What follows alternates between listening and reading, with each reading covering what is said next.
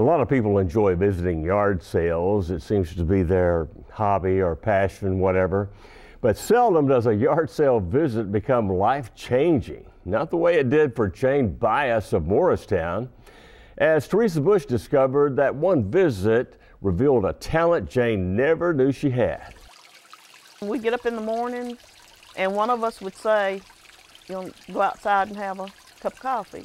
And then it got to, you want to go out in the outback and have coffee. And then he built this and we just call it the outback.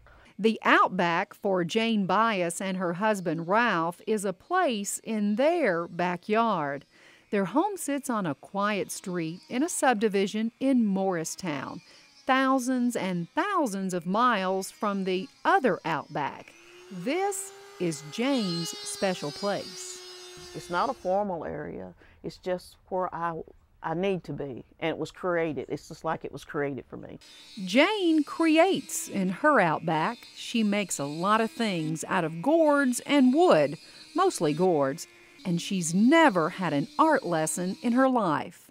In fact, the art-filled side of Jane didn't even surface until after she married into the Bius family back in 1990.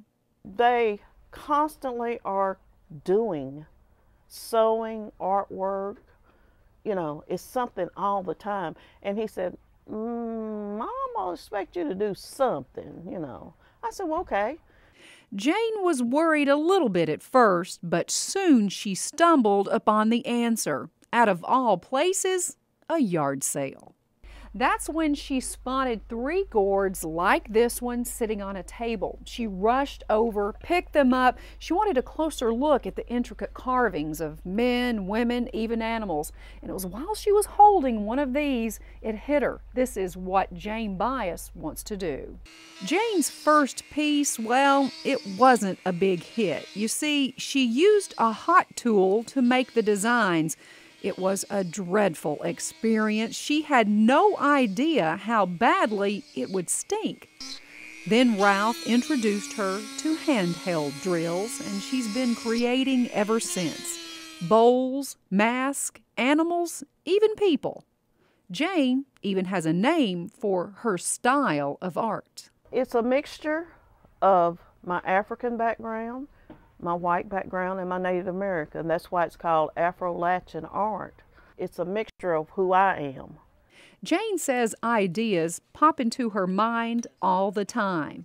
And every now and then, they pop into her mind at some very inopportune times, like at church. Sitting behind this lady, and she on this beautiful bracelet. And I'm in my pocketbook, and I'm like, I could get that drought out. And next thing I know, my husband went, not in church. Oh. So I had to keep it in my head till I got out of church so I could go back and finish it out. And sometimes they pop into her mind in the middle of the night, often keeping her awake. When it gets here, it's got to come out. I can't hold it in. It'll worry me until I bring it out.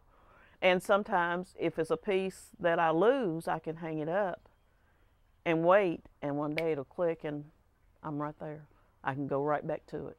With all this raw talent, you'd think some professional lessons might enhance Jane's gift. Who's to say? But Jane knows the answer.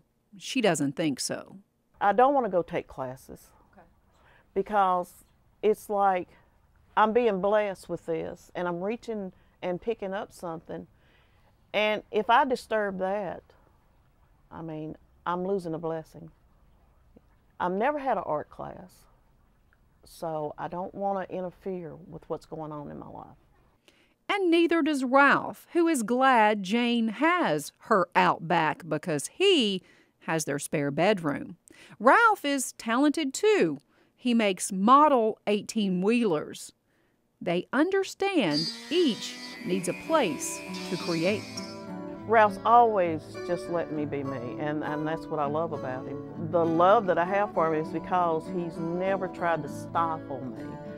He's like, you do ever what you need to do. If that's what you want to do, do it. And Ralph does know what his wife needs, time to be alone in her outback, among gourds, wood, and tools, creating one-of-a-kind pieces of art. I was blessed to have this, and as long as I have it, I'm gonna keep it and keep working with it. But I hope it never goes away. I hope I'm always able to do it. I mean, it's not something that, oh, I'll be doing this in 40 years or 10 years or ever. I won't look that far ahead. I'll take it one day at a time.